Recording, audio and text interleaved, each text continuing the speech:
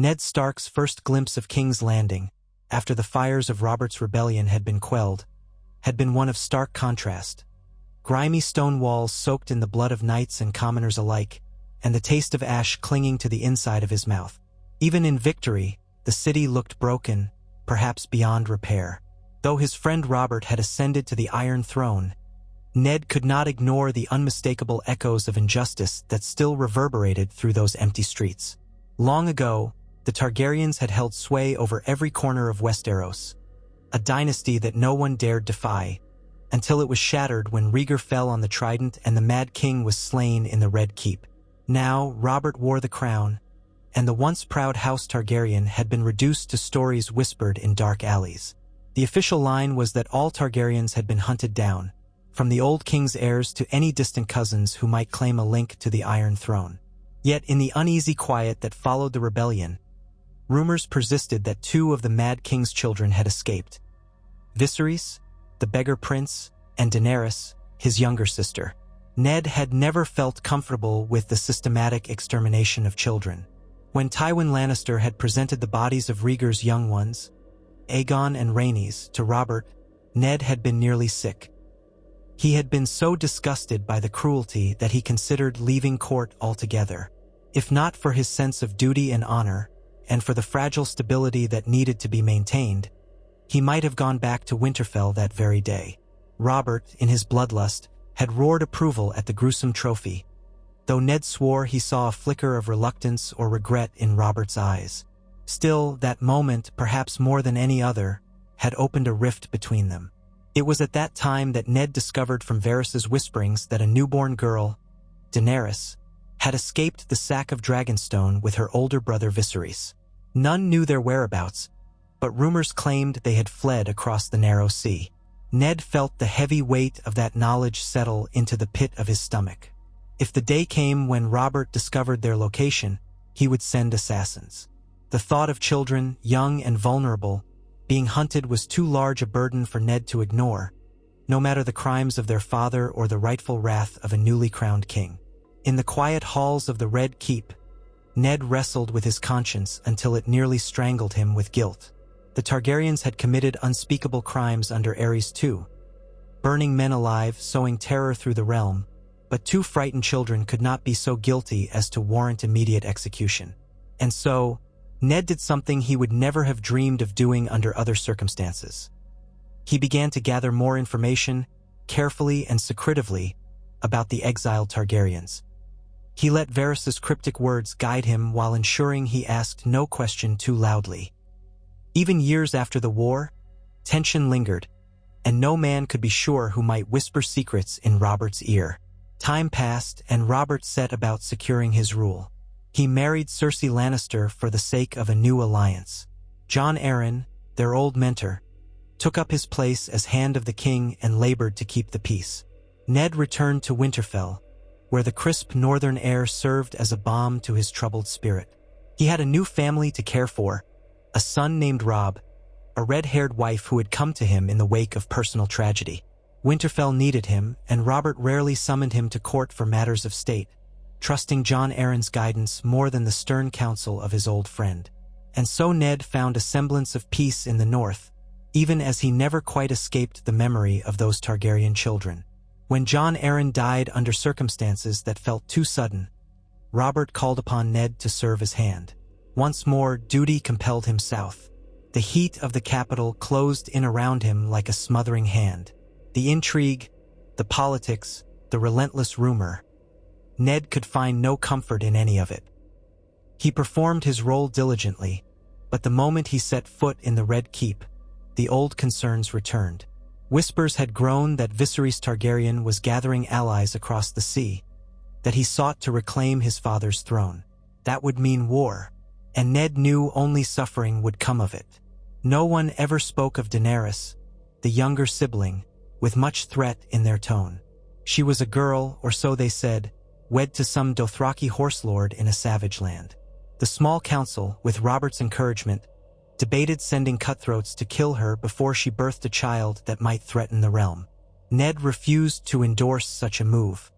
He did not blame Robert for wanting to secure his rule, but to kill a young girl across the sea who had never harmed them was something Ned would not stand by and watch. Still, the tension in King's Landing was thick as the city's humid air. It seemed every day a new rumor arrived from Pentos, Myr, or Braavos, all pointing to the Targaryens' attempts to regain a foothold. Ned kept silent most of the time, but the guilt gnawed at him. He had once sworn to do right by children, to preserve the realm's future. Now he realized that if Viserys truly did try to launch an invasion, Robert would have no mercy.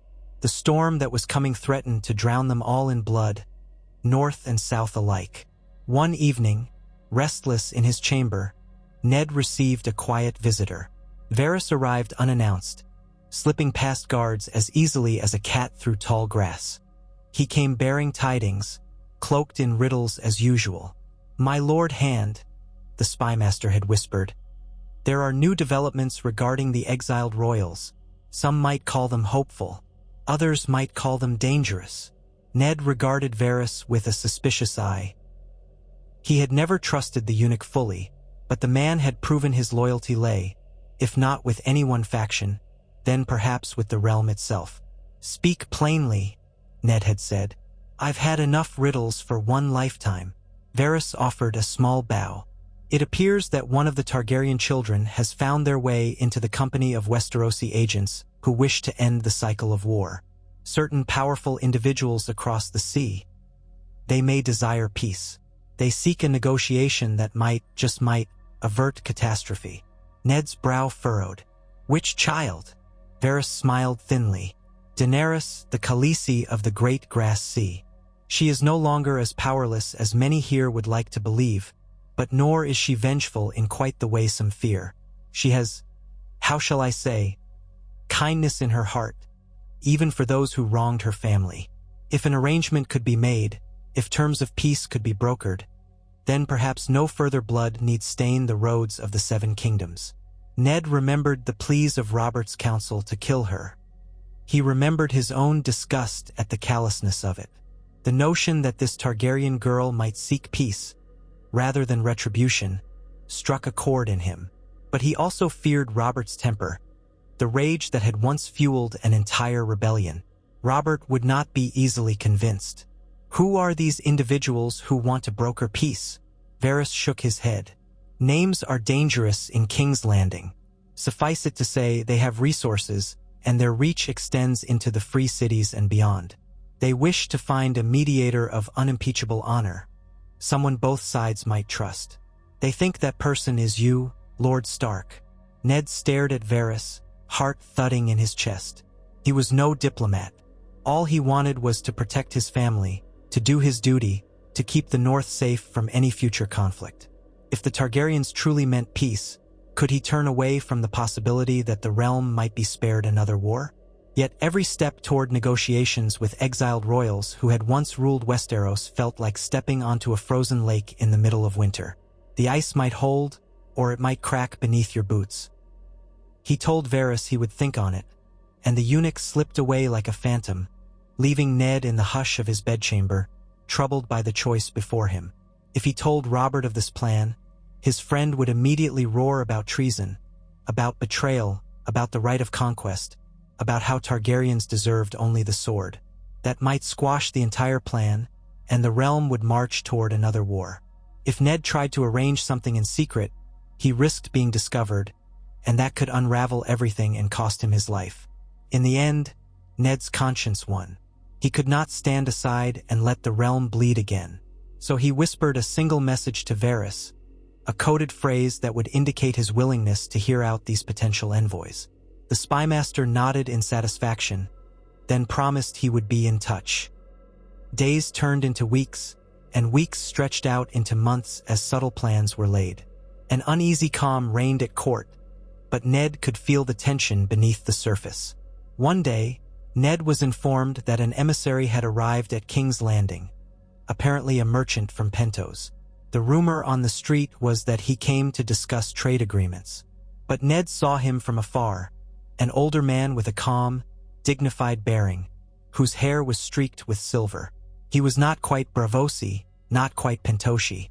Something about him exuded an air of quiet authority. Ned guessed at once that this was no simple merchant. Sure enough, that night, the man found his way into Ned's solar, accompanied by Varys. The man introduced himself as Ser Willem Darry's steward, Ser Willem Darry being the knight who had once spirited the Targaryen children away to safety after the rebellion. "My name is Alan," he said, refusing to give a family name. "I have served the Targaryens in secrecy since the downfall of the Mad King. I was entrusted with certain tasks, and now my final duty is to see if there remains some hope of peace between my lady, Daenerys Stormborn, and the great realm she once called home." Ned studied the man's face. He wanted to see malice, deception, or cruelty. Instead, he saw weariness, longing, and a faint spark of desperate hope. "You say Ser Willem Darry's final duty was to ensure peace? What of Prince Viserys?" Alan sighed.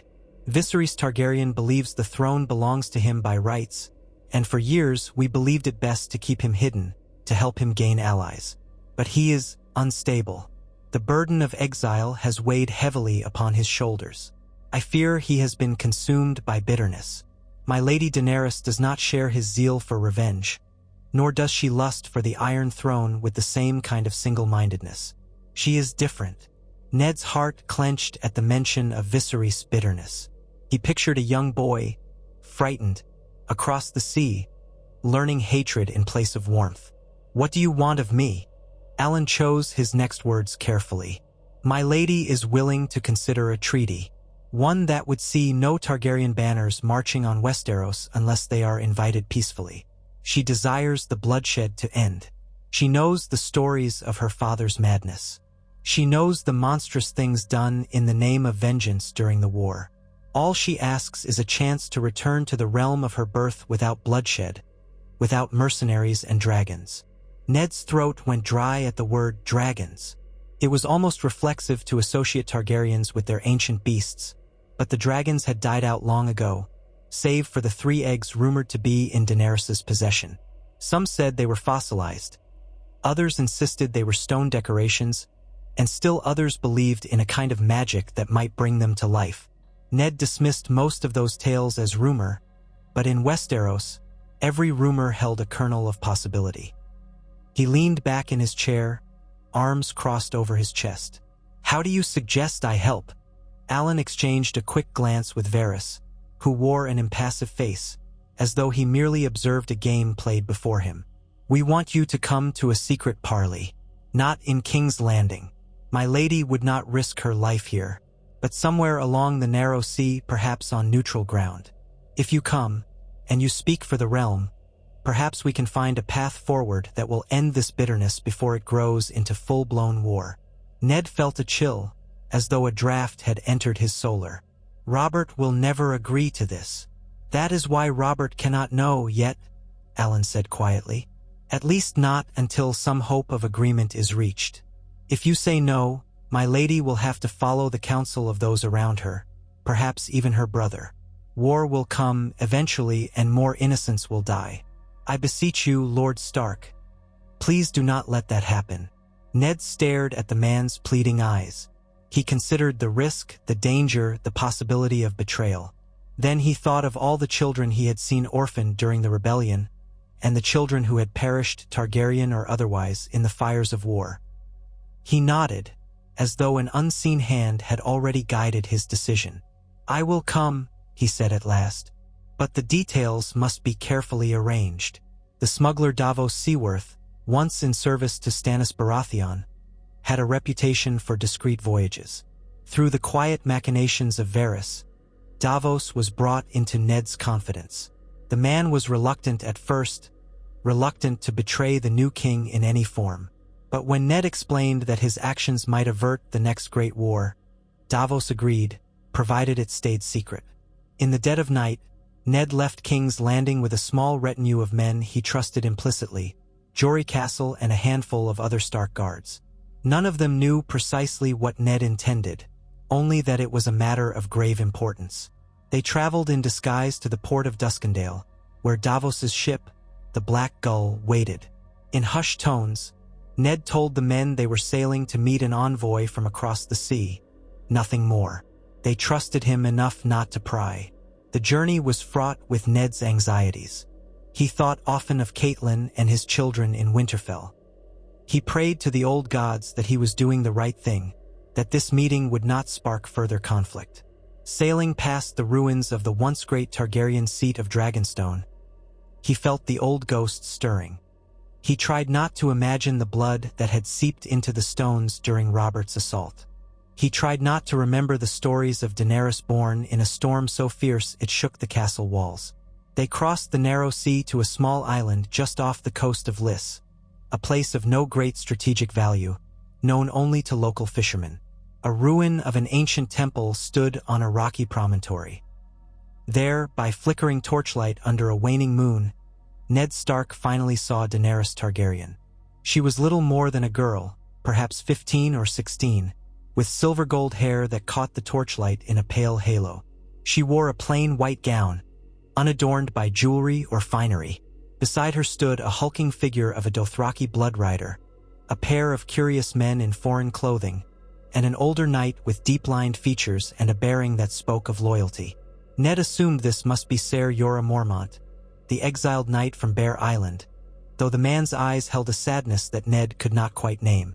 Daenerys stepped forward, showing neither fear nor arrogance, only a quiet resolve.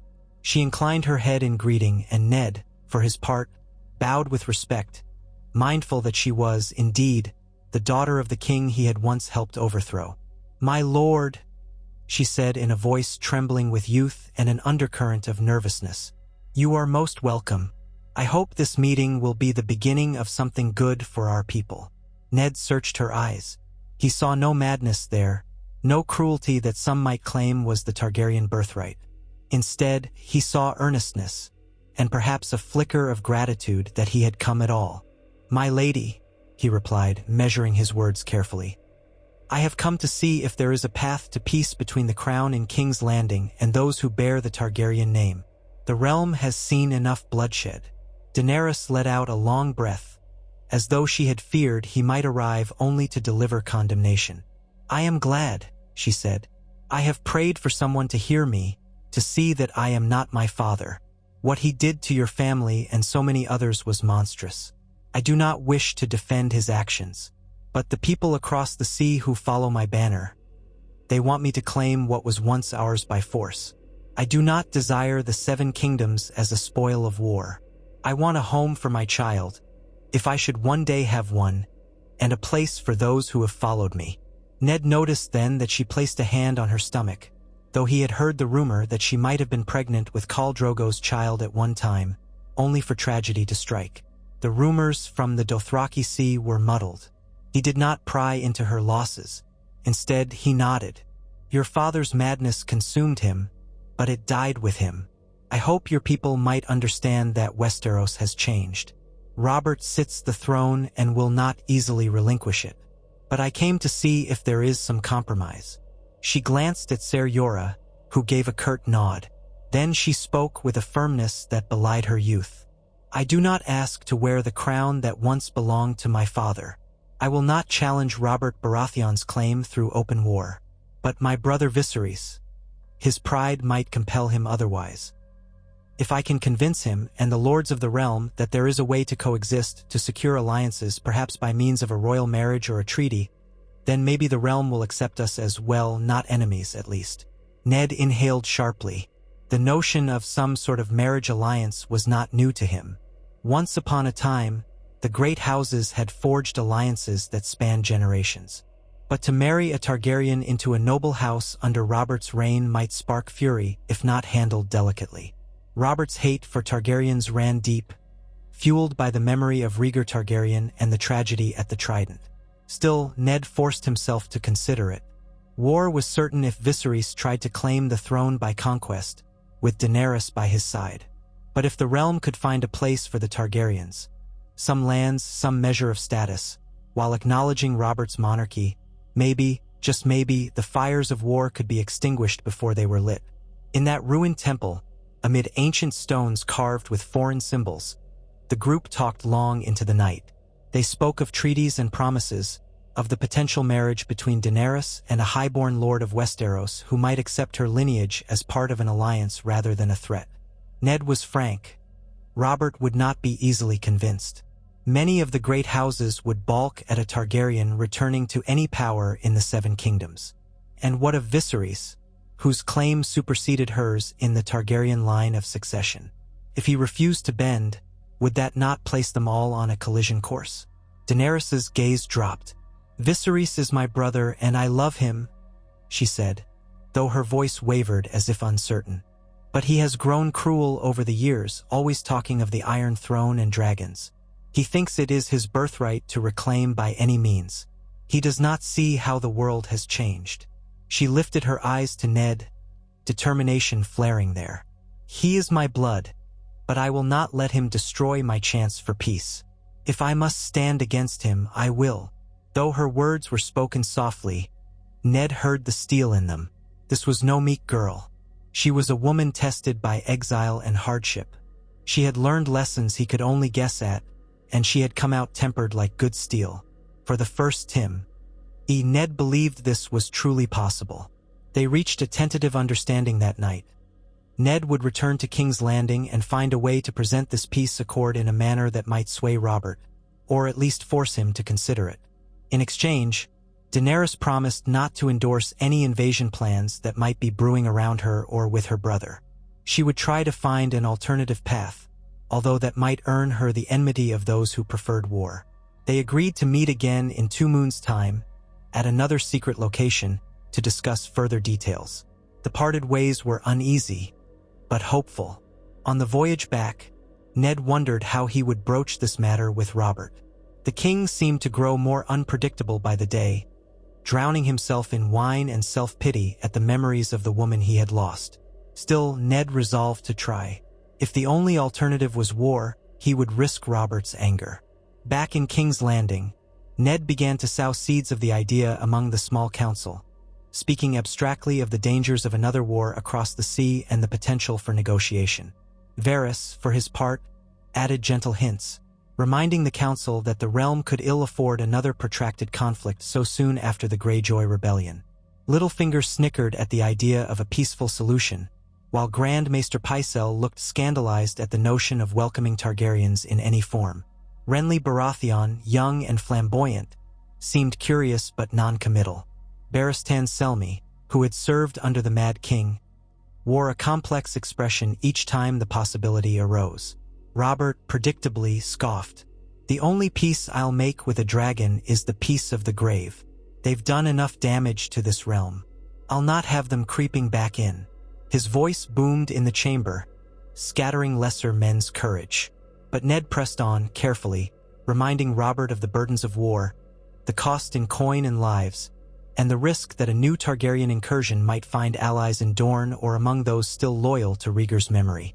He hinted that a diplomatic approach might weaken any Targaryen threat by splitting their factions. Robert eventually grumbled something about not wanting a war overseas and let the matter rest, though his scowl told Ned this was a fragile acceptance, not an enthusiastic endorsement. Ned prayed it would be enough for now.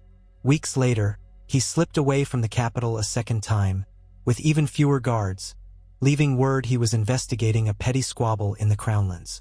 Davos awaited him again, and they sailed to a hidden cove near Tarth. There, in a small fisherman's village, Ned met Daenerys once more. This time, she was accompanied by a man who introduced himself with quiet reserve, Quentyn Martell. Ned was stunned.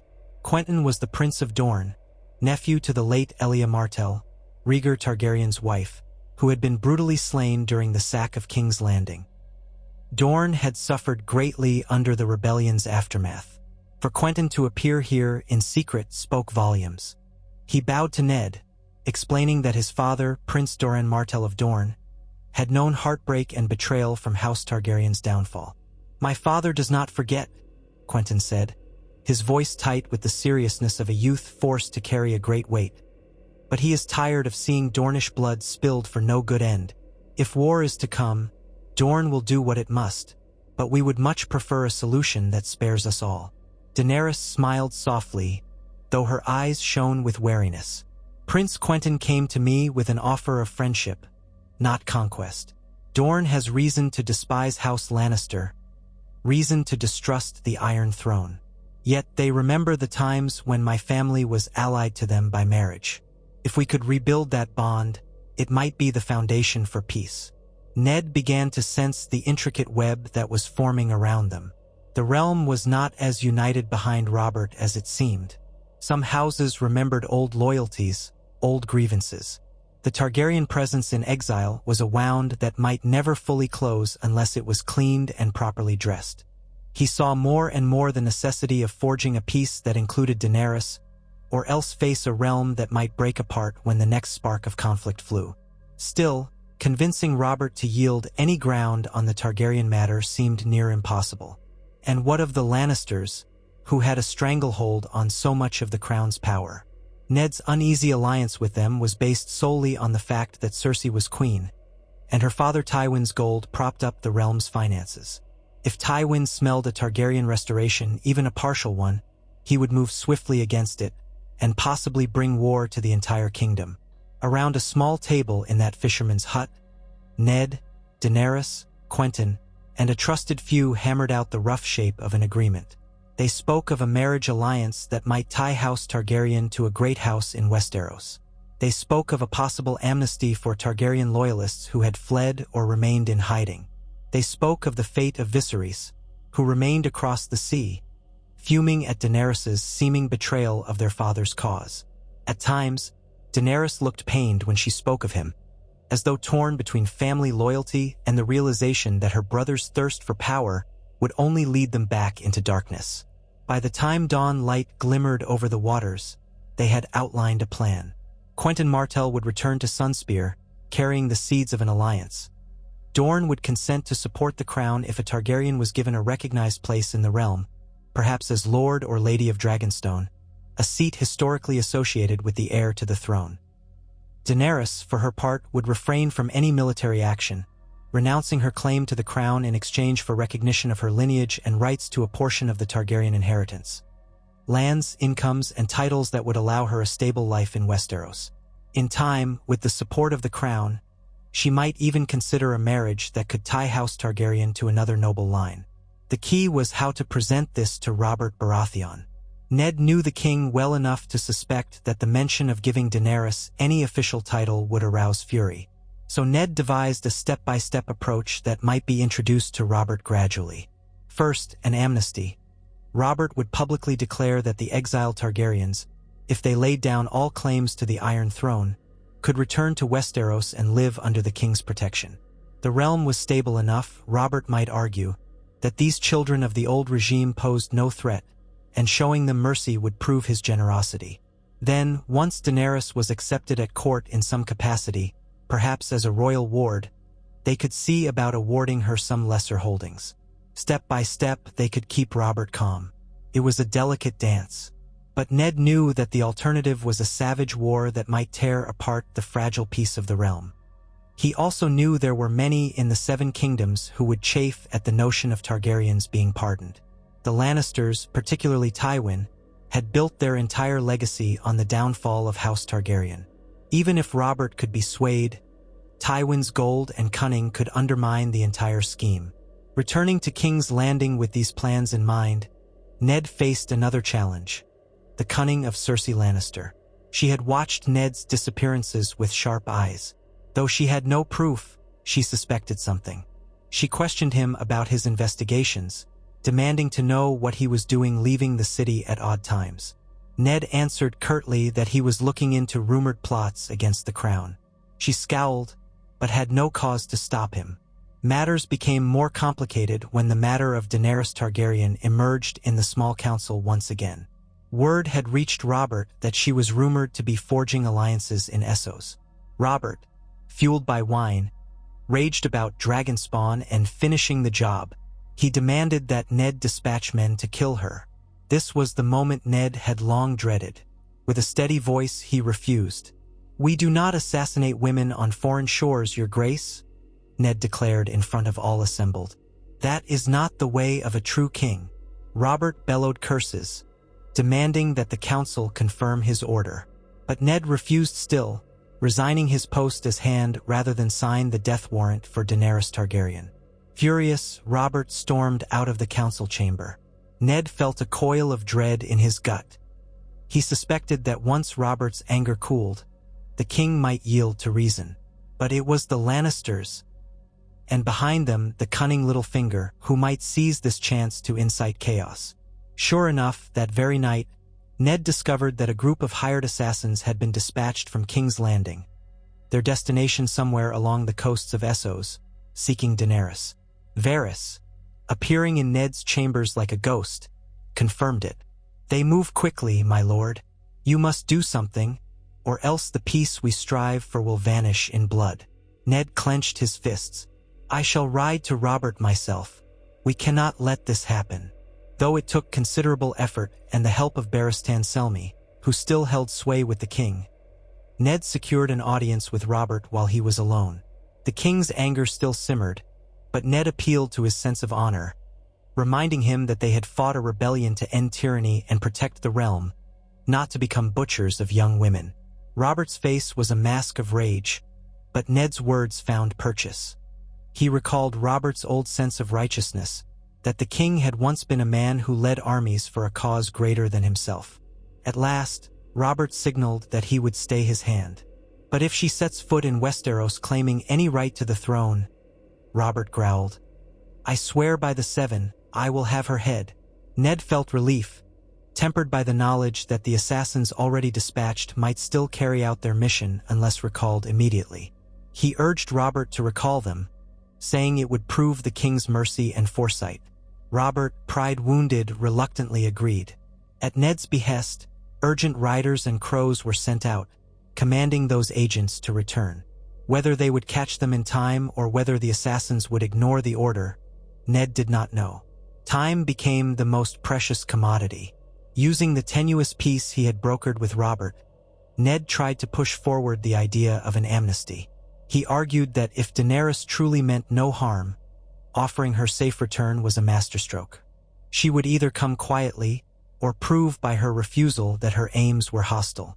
Robert grumbled about it, uncertain, but was slowly convinced that the people might see it as an act of magnanimity.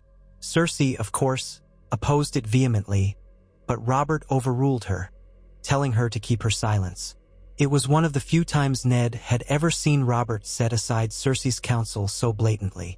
A royal decree was drafted, carefully worded, so as not to name Daenerys as a princess, but acknowledging her as the daughter of the late King Aerys, forgiven for the sins of her father and brother if she renounced any claim to the throne.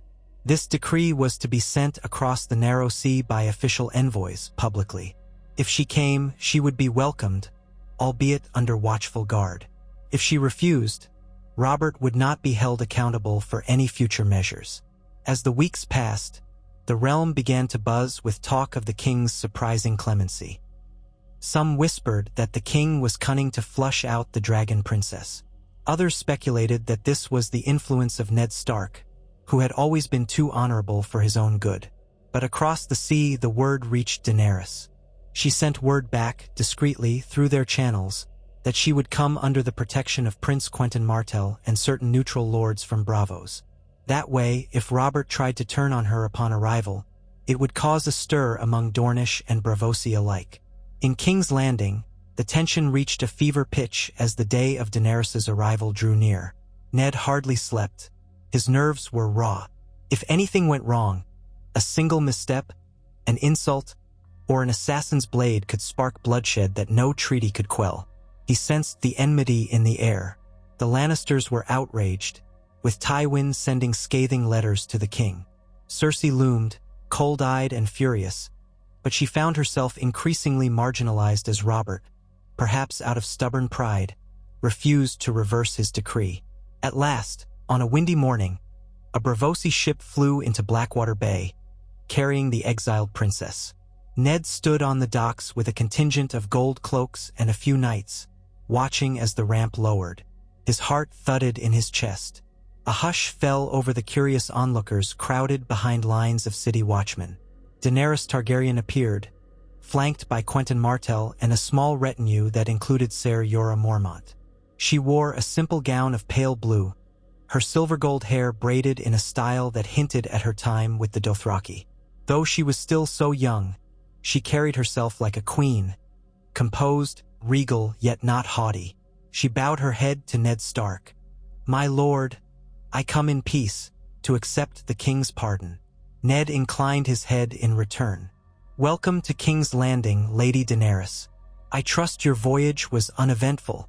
She nodded, though her guarded expression betrayed that she trusted nothing about this city that had stolen her birthright. He led her up the winding streets, thronged by city folk, to the Red Keep. Murmurs followed them. "That's her? The Dragon Princess? Or, is she here to claim the throne?" Some spat at the ground. Others eyed her with curiosity, pity, or awe. Within the throne room, Robert waited. The king sat upon the Iron Throne with as much dignity as he could muster, though he was sweating in his finery, and the tension radiated from him.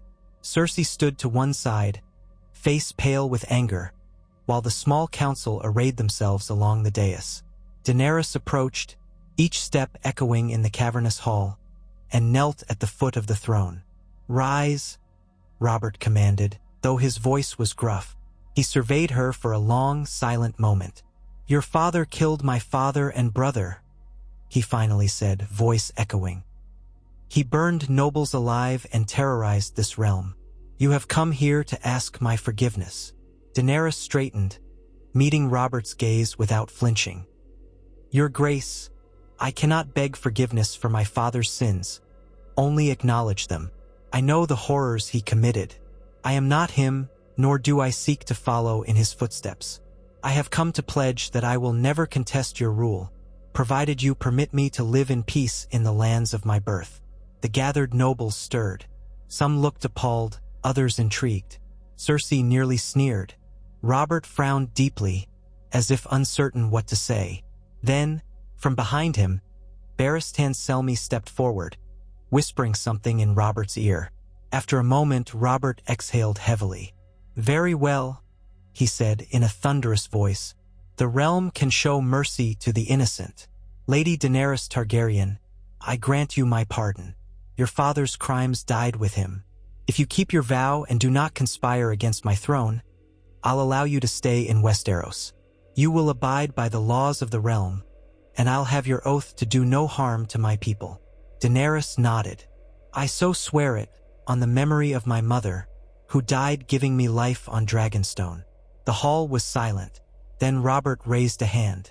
"Let it be known, the crown forgives the daughter of Aerys Targaryen. Any man who seeks her harm commits treason against the crown. Should she break her word, then I'll have her head." The official pronouncement rang through the chamber. Daenerys lowered her eyes in acceptance, while Quentyn Martell silently observed from behind. Ned felt a massive weight slide off his shoulders. For the moment, it had worked. No swords were drawn, no blood spilled. Daenerys had been granted safe haven in Westeros. It was a fraught, precarious peace, but it was peace nonetheless. In the days that followed, Daenerys was given modest quarters in the Red Keep. She was no princess in the king's eyes, so no lavish suite was afforded her, but it was comfortable enough compared to the desert wastes of the Dothraki Sea. Ned tried to give her counsel on how to navigate court politics, urging her to keep her head down, not to provoke the Lannisters. Viserys Targaryen was still across the sea, fuming at what he saw as his sister's capitulation. Ned feared what that might mean. Little by little, Daenerys began to be seen at certain court functions, escorted by Ser Jorah or Quentyn Martell, whose presence unsettled certain members of court. Prince Doran Dorne had not openly endorsed or condemned the king's decision, but the quiet presence of his son at Daenerys' side spoke volumes. The seeds of an alliance had taken root. Robert, for his part, tolerated her presence like a man tolerates a painful wound that he cannot be rid of without risking infection. He drank more, glowered more, and spent his nights in brothels or at feasts. Cersei's hatred burned bright, but Robert ordered her to leave Daenerys be, and so she had to confine her displeasure to cutting remarks and icy glares. Jaime Lannister looked upon the Targaryen girl with an unreadable expression, perhaps haunted by the memory of slaying her father to save the city. One day, Ned discovered Daenerys in the Red Keep's gardens, looking up at the sky. She seemed lonely, overshadowed by the harshness of her new reality. He approached cautiously. "Are you well, my lady?" She glanced at him, a soft, sad smile curving her lips.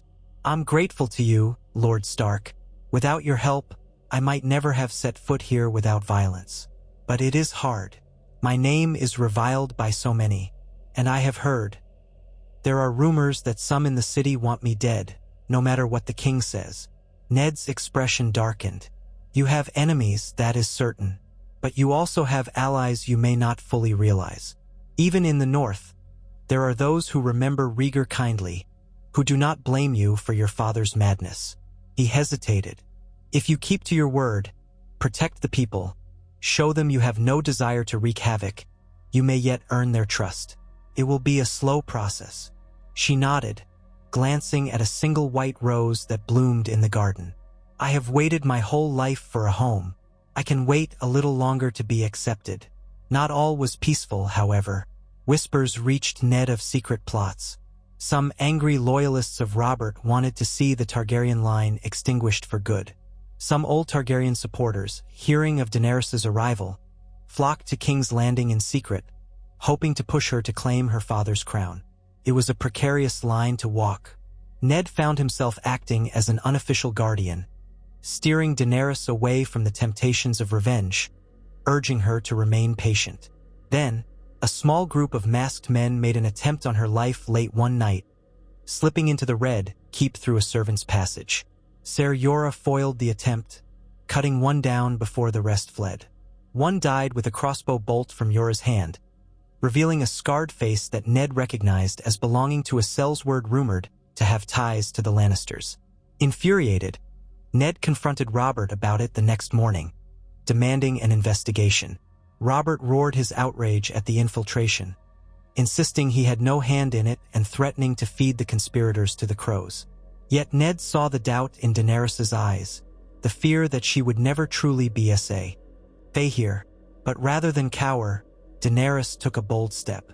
She requested an audience with Robert, in front of a gathering of nobles, and publicly thanked him for his protection while declaring her unwavering loyalty to his rule. She asked that she be allowed to travel to Dragonstone to pay homage to the seat of her ancestors. She promised she would do so without raising any banners, merely to honor her mother's memory and stand in the place of her birth. Robert's face was a thundercloud during her speech. He wanted nothing more than to deny her, but with the eyes of the court upon him, he realized that refusing such a simple request might make him look the tyrant, especially after the attempt on her life. After a long, tense silence, Robert relented. "Go if you must, but you'll be under guard, so no mischief will come of it." Daenerys nodded her acceptance, not asking for more than he had given. Ned found himself quietly impressed by her tact. She had not demanded anything that Robert could not begrudgingly grant, so a small retinue traveled to Dragonstone. Ned accompanied her, along with Ser Jorah, a contingent of gold cloaks, and Quentyn Martell. It was a symbolic journey, more than anything else. Daenerys walking the halls where she had been born, seeing the courtyard where the storms had raged the night her mother died.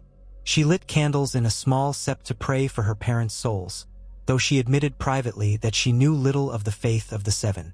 She gazed upon ancient carvings of dragons on the walls, standing with a thoughtful stillness. Ned could not help but recall the siege of Dragonstone, how Stannis Baratheon had eventually taken it in Robert's name. Aerys' queen had died here, Daenerys had fled as an infant, and now, under Robert's rule, she returned not as a conqueror, but as a guest. It was a moment of quiet, bittersweet significance. In that high place, the wind whipping at her hair, Daenerys turned to Ned.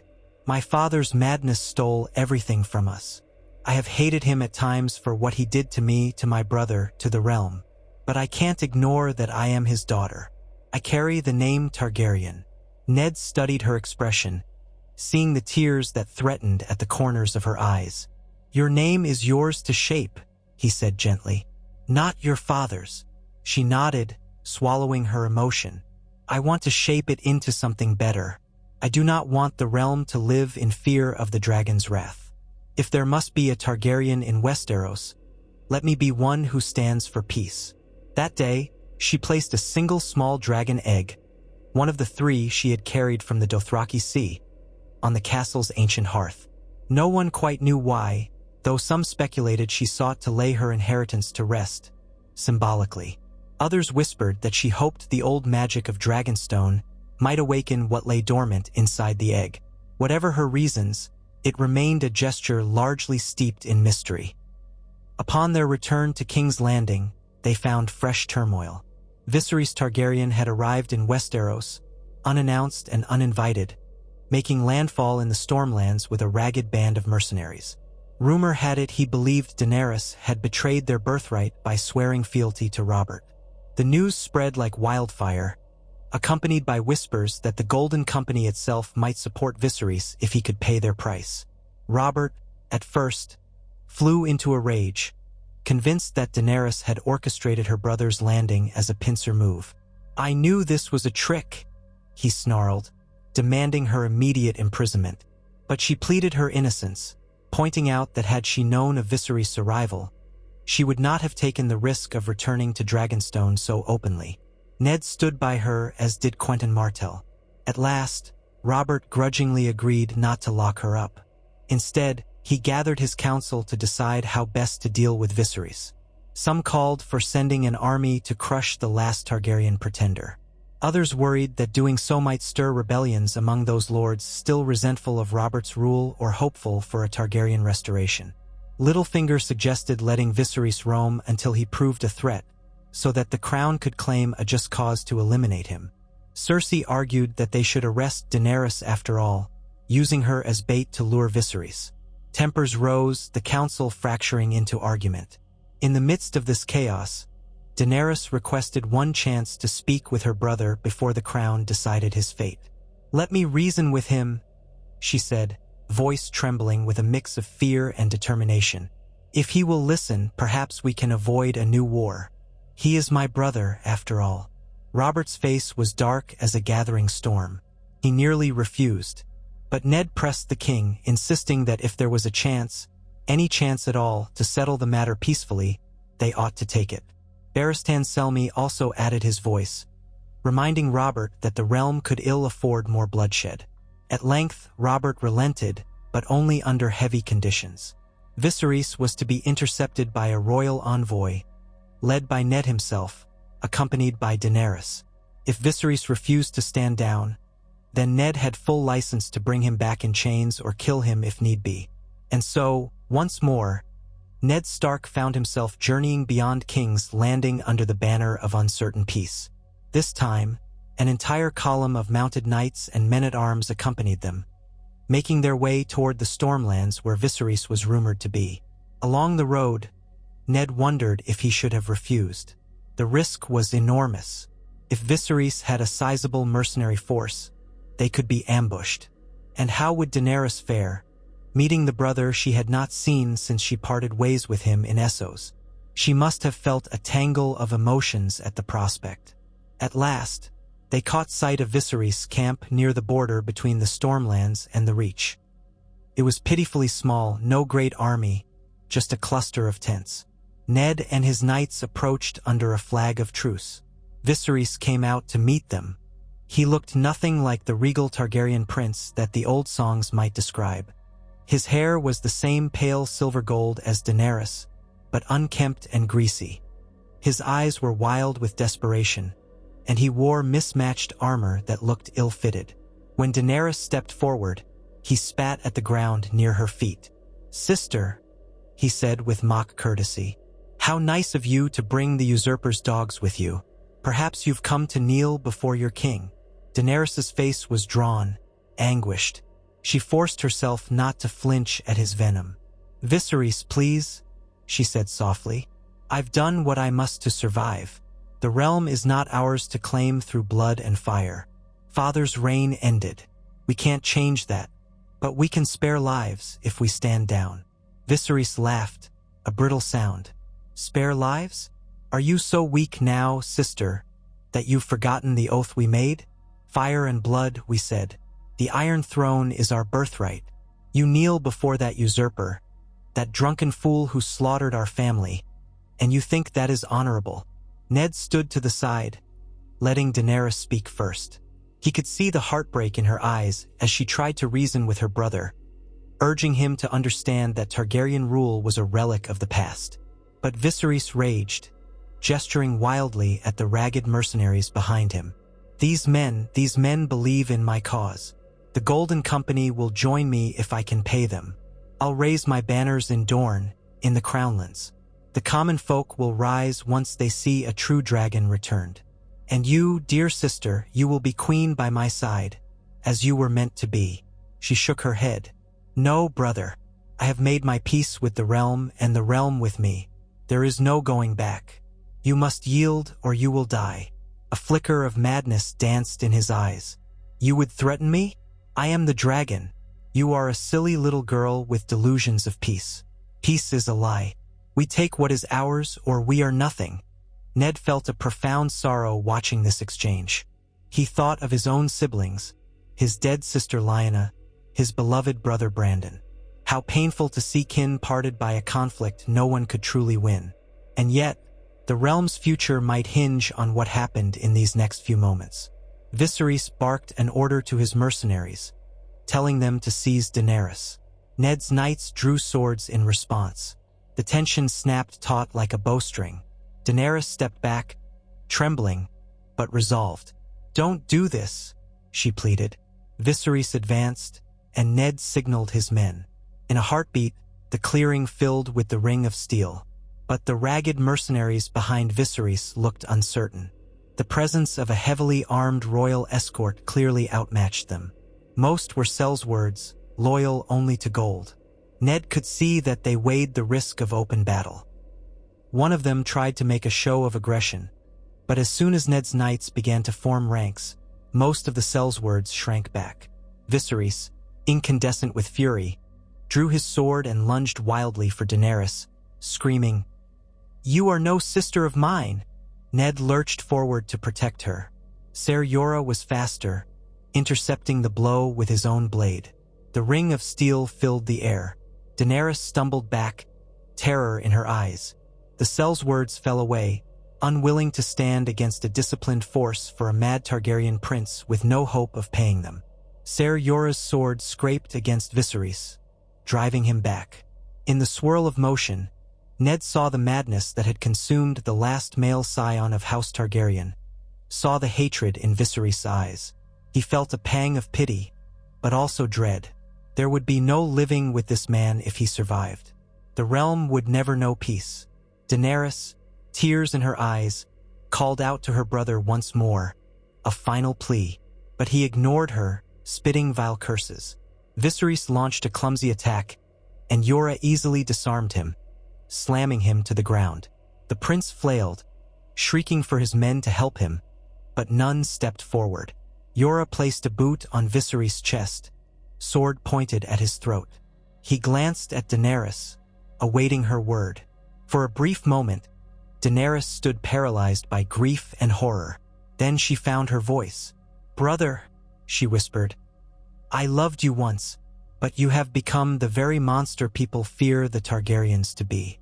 I cannot let you plunge the realm into chaos for your pride. I beg you, yield." Viserys spat at her, raving about the Iron Throne, how it was his by right, how she was a traitor and a whore of the usurper. His words burned with anger, but beneath it, Ned sensed the terrible fear of a child who had been taught he was destined for greatness, only to see it slip away. Jorah looked to Ned, who felt the weight of this decision press upon him. If they tried to take Viserys alive, Robert would likely demand his head. If they killed him here and now, it might be seen as an execution without trial. But perhaps it was the lesser evil. In the end, Daenerys spoke, her voice raw. "We will take him to King's Landing to face the king's justice. I will not have more innocent bloodshed, not if we can avoid it." A flicker of something, respect, perhaps, passed across Ned's face. He nodded to his knights. They seized Viserys, binding him in iron shackles. He screamed and struggled, but they dragged him upright. Daenerys turned away, tears slipping down her cheeks, as though she could not bear to watch. The short journey back was miserable. Viserys alternated between cursing and weeping. The Sel's words who had accompanied him mostly scattered, not wanting to face the king's wrath. Some were captured by Ned's knights, others slipped away into the woods. When they arrived in the capital, the guards brought Viserys before Robert. The king stared at the bound prince, old hatred flaring in his eyes. "You dare come back to my realm unbidden, proclaiming yourself king?" Robert thundered. "Your father burned my family. I ended him. Now you come to stir up more war. Why should I not strike off your head where you stand?" Viserys, trembling in his shackles, tried to spew arrogance, but fear choked his words. Daenerys stood off to the side, her face pale. The entire court seemed to hold its breath. Ned could almost taste the tension, thick as a summer storm. Barristan Selmy cleared his throat and spoke. "Your Grace, if I may, this man's life is forfeit by law. He has openly rebelled against the crown. But your mercy to his sister brought peace. Perhaps a swift and just sentence here will solidify your reign. Let the realm see that you are not a king who murders children, but a king who punishes traitors. Viserys is no child, after all." Robert gazed at Barristan, then at Ned, who held his breath. Daenerys said nothing, though her eyes shone with tears. Robert's knuckles whitened on the pommel of his sword. Finally, he nodded. "Very well. Viserys Targaryen, you have conspired to overthrow me. You have spurned the peace I offered your sister. You have no claim here but that of a traitor. I sentence you to death." Viserys shrieked a final curse, eyes rolling in terror, as the Kingsguard seized him.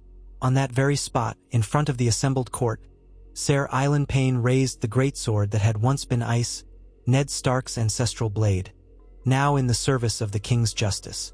With one swift swing, Viserys Targaryen's life ended, the clang of steel echoing in the great hall. Daenerys trembled, turning her face away. She did not protest. She had tried to save him by urging surrender, and he had refused. The hush that followed was so profound that Ned imagined the entire castle holding its breath. Robert regarded the corpse with a grim satisfaction, then gestured to the guards. "Take it away." In the days that followed, Daenerys was cloistered in her quarters, mourning the brother she had lost long ago to anger and madness. Yet the realm itself seemed oddly relieved. There was no longer a male Targaryen heir with a claim to rally around. Daenerys remained, a woman pledged to peace, not conquest. Robert, having exercised his wrath, appeared to settle into a grudging acceptance of her presence. Even the Lannisters, though still distrustful, recognized that with Viserys dead, Daenerys alone posed far less threat. Slowly, the realm adjusted. Daenerys, though never beloved by all, gained cautious sympathy from certain quarters who saw the cruelty in her father's reign and pitied her exile. She spent long hours with Ned, Barristan Selmy, and even occasionally Renly Baratheon, learning about the politics of Westeros. Quentyn Martell resumed his talks of forging a Dornish alliance, hinting that in time, a marriage between Daenerys and a suitable Dornish noble, or another great lord, might bind House Targaryen to the realm in perpetuity. Though Robert's tolerance had limits, a sort of quiet truce settled over King's Landing. The Targaryen name was no longer a war cry, and Ned Stark, who had once marched to topple the Targaryen dynasty, found himself in the improbable role of caretaker for its last daughter. He often thought of how different things might have been if Rhaegar had triumphed at the Trident, or if Tywin had not slaughtered the innocents. But he no longer lived in the shadow of those regrets. As the months turned to years, Daenerys stayed true to her word. She did not raise banners or sponsor rebellion. She traveled at times to Dragonstone, accompanied by loyal guards, to commune with the memory of her heritage. She built small alliances with those who found the idea of an unthreatening Targaryen less appalling than another war. In time, she wed Quentyn Martell in a modest ceremony, forging a bond that promised Dorne support for the crown as long as Daenerys maintained peace. This union eased tensions across the realm, granting Dorne a sense of restitution for past wrongs, and giving Daenerys a partner who understood the pain of losing family to the same bloody conflict. Robert, older now, saw less reason to rail against the Targaryen girl who had neither sought nor desired the throne. He still drank, hunted, and feasted, complaining about the burdens of kingship. But no further calls for Daenerys's head were uttered. Instead, she was officially known as Daenerys of House Targaryen, Lady of Dragonstone, and in time, the mother of children who bore Martell blood as well as Targaryen. Ned Stark eventually returned to Winterfell, content that the realm was safer than before. The North demanded his attention, and he wished to spend his remaining years among the snows and the sacred weirwoods. He kept an ear to the happenings in King's Landing, ready to intervene if war threatened again. Yet for the time being, peace held. And so it was that Ned Stark and the Mad King's surviving kin forged an uneasy but enduring peace. It did not solve every ill of the realm, nor did it magically erase the scars left by Aerys' tyranny and Robert's wrath. But it prevented a fresh tide of war, sparing thousands of innocents from a cruel fate. The Seven Kingdoms continued on, shaped by alliances both old and new, where dragons lived not as conquerors, but as a family learning to coexist under a Baratheon king. Perhaps it was not the grand, triumphant resolution of legends, but in those uncertain times, it was enough. Daenerys would never forget the look of wonder on the faces of small folk when they saw her silver hair shining under the southern sun, unaccompanied by armies or threats of dragonfire. In their eyes, she was a living reminder of a past that had almost destroyed them, yet now stood changed and humbled. She had learned, through loss and hardship, that mercy could achieve what fear never could, a chance to begin again. And Ned Stark, whose heart was ever true, went to his grave many years later knowing that he had chosen the path that honored both justice and compassion. He died with the quiet satisfaction that he had broken the cycle of violence that could have engulfed the realm once more, all by daring to believe that even a Targaryen, child of the Mad King, could choose a different fate.